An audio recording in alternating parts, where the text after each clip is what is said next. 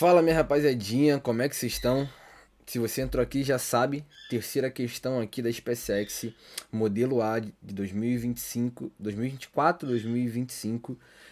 Já te convido a você seguir o nosso canal e deixar o seu like, seu comentário para apoiar, para que a gente faça cada vez mais vídeos como esse. Então já siga a Física Disruptiva, se você está no nosso canal, já entra lá no Instagram, segue o nosso perfil, esteja junto com a gente. Então vamos à questão de número 23, a terceira dentre 12 questões que a SpaceX nos propõe. E ela vai falar assim, ó. Dois carros C1 e C2 descrevem inicialmente movimentos retilíneos uniformes com velocidades de módulos respectivamente iguais a 15 e 20 metros por segundo ao longo de estradas diferentes que se cruzam. Ele está demonstrando aqui, né? Estradas perpendiculares, o V1 vem daqui, o V2 vem daqui. O C1 vem daqui, o C2 vem daqui. Quando o C1 está a uma distância D do ponto O, o seu motorista percebe que ocorrerá uma colisão com o C2 exatamente em O. Imediatamente, para evitar a colisão, o motorista passa a imprimir uma aceleração de módulo alfa, o A, enfim, no carro C1, de modo a alcançar o ponto O antes da chegada de C2.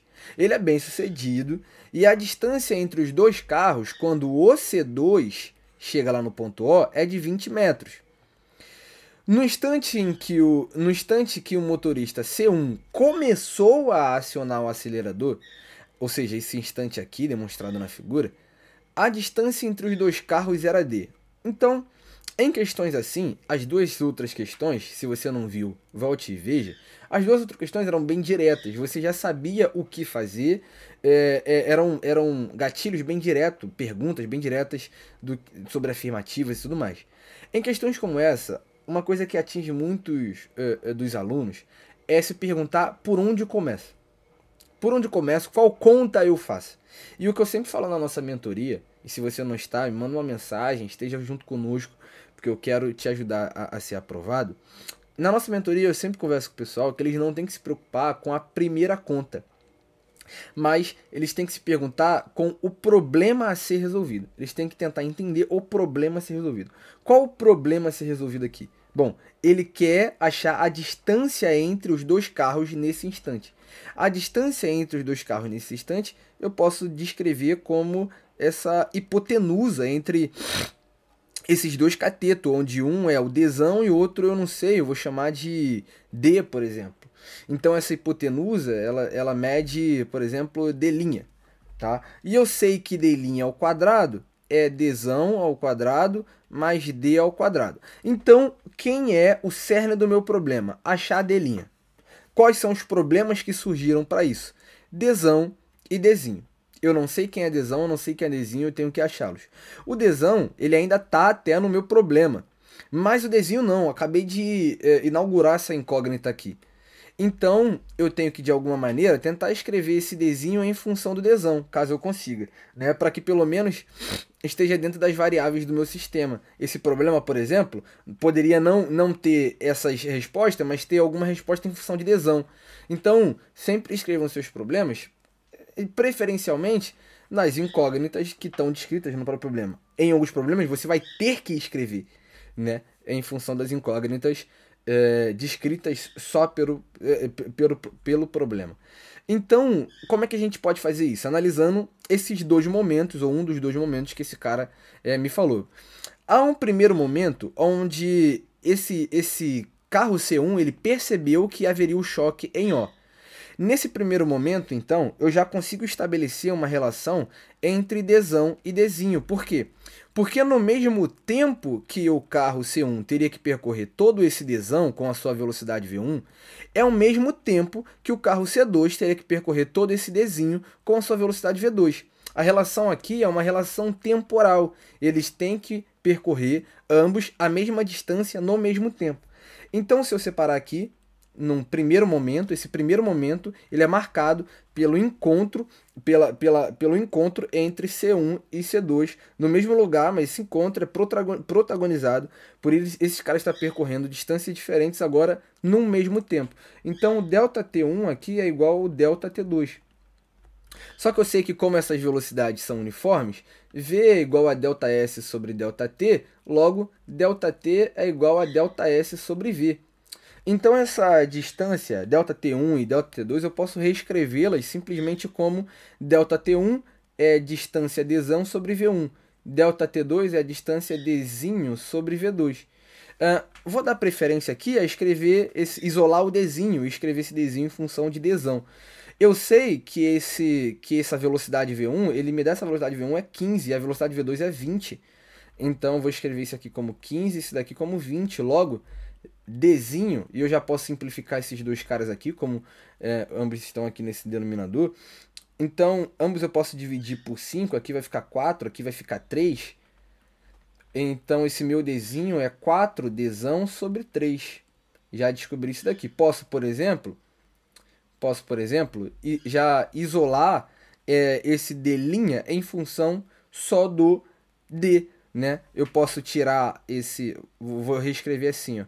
Eu posso substituir esse dzinho por 4d² sobre 3, onde elevando isso ao quadrado ficaria 16d² sobre 9. Então eu teria um d' ao quadrado, que é dzão ao quadrado mais 16d² sobre 9. Tudo bem? Fazendo o MMC, ou simplesmente multiplicando por 9 aqui em cima e embaixo, quanto é que isso vai ficar? Esse meu d' ao quadrado, então, ele seria 25d² sobre 9. Tirando a raiz desse cara, esse meu d', então, ele seria 5d sobre 3. Esse é o meu d', 5d sobre 3. Então agora eu reduzi o meu problema a um problema onde eu preciso de uma incógnita para finalizá-lo. Eu preciso achar quem é dzão. Quem é dzão? Esse é o meu problema. Então, já que eu utilizei o primeiro momento para achar essa relação e achar quem era dzinho, agora eu vou para o segundo momento, o momento já da aceleração, um instante onde ele antecipa isso tudo e começa a acelerar para tentar achar quem é o dzão. E aí o que a gente vai ter que escrever, ou como a gente vai ter que escrever isso? Ele me diz que exatamente nesse instante, ao invés de manter a velocidade v1, esse cara vai acelerar com uma aceleração A.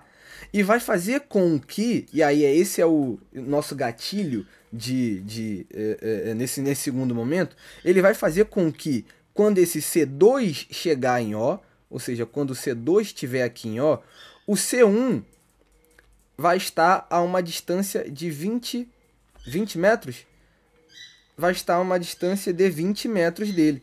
Então, quando o C2 chegar no O, o C1 já vai ter passado 20 metros, tudo bem? Essa é a ideia. Então, o que eu vou fazer aqui? Eu posso, por exemplo, tentar descrever os movimentos tanto de C1 para que ele chegue aqui nesse ponto, para que ele percorra D mais 20, e o C2 para que ele percorra todo esse Dzinho. E aí tentar colocar ou reescrever mais uma vez esse meu dzão em função de dzinho. Como é que a gente pode escrever isso? Eu vou escrever a função horária para cada um dos carros. A função horária da posição para cada um dos carros. Imagine o que está acontecendo aqui com o C1. O C1 ele tem que percorrer uma distância d mais 20. Eu estou considerando essa posição aqui dele como uma posição 0. Estou analisando só essa variação, esse deslocamento como um todo. A sua velocidade é uma velocidade de 15, velocidade inicial é 15 metros por segundo, isso vezes t, mais a aceleração t² sobre 2. Eu escrevi essa função horária da posição e a função horária da posição no MR e o V, porque agora esse movimento é um movimento acelerado. Enquanto no C2, esse é um movimento que não é acelerado, é um movimento uniforme ainda. Então esse meu C2 ainda tem que percorrer essa distância dzinho com essa mesma velocidade V vezes T. Essa mesma velocidade V vezes T. Essa que é a ideia. Bom, eu sei que esse Dzinho ele pode ser descrito como 4dzão dividido por 3. Então, eu vou reescrever isso aqui como 4dzão dividido por 3, que é igual a 20t. E para que eu estou fazendo isso? Porque se eu tivesse só essas duas expressões, eu tenho incógnita Dzão, eu tenho incógnita T, eu tenho incógnita Dzinho. Agora, eu sei reescrever Dzinho em função de Dzão. Então, reescrevendo isso, agora eu tenho o quê? Duas expressões com duas incógnitas. O que eu posso fazer? Eu posso, por exemplo, isolar o T e jogar aqui dentro dessa equação. E aí eu vou achar quem é o D, que era o meu alvo, quem achar que era o D. Então, por exemplo, eu posso isolar esse meu T aqui. Isolando esse meu T aqui, o que eu acho? Eu já posso reescrever, eu já posso simplificar, por exemplo, esse 4 com esse 20, isso aqui vai dar 5. Esse meu Dzão, esse meu T, então vai dar Dzão dividido por 15. Esse é o meu T. Dzão dividido por 15. Se eu pegar esse T e colocar nessa equação daqui de cima agora, o que vai acontecer? Eu vou ter um Dzão mais 20, que é igual a 15 que multiplica T, ou seja, 15 que multiplica Dzão sobre 15, mais A sobre 2 que multiplica T ao quadrado é o quê? Dzão ao quadrado dividido por 15 ao quadrado. Eu posso simplificar 15 com 15, isso vai ficar só D. E aí percebam, eu tenho D aqui, D aqui. Se eu passar esse D para o lado, vai ficar D menos D. Ou se eu passar esse D para o outro, vai ficar D menos D. Enfim, se eu subtrair D dos dois lados, esses caras vão ser cancelados também. Então, qual é a minha equação aqui? Eu tenho aqui Dzão ao quadrado vezes A, isso dividido por 2 vezes 15 ao quadrado, isso é 225. 225. Isso tudo tem que ser igual a 20, perfeito? Isso tudo tem que ser igual a 20. Agora percebam, esse 225 vezes 2, isso dá 450. Então eu vou ter aqui um D ao quadrado, que é igual a 450 vezes 20 dividido por A. Esse meu D, então, eu posso descrevê-lo da seguinte maneira.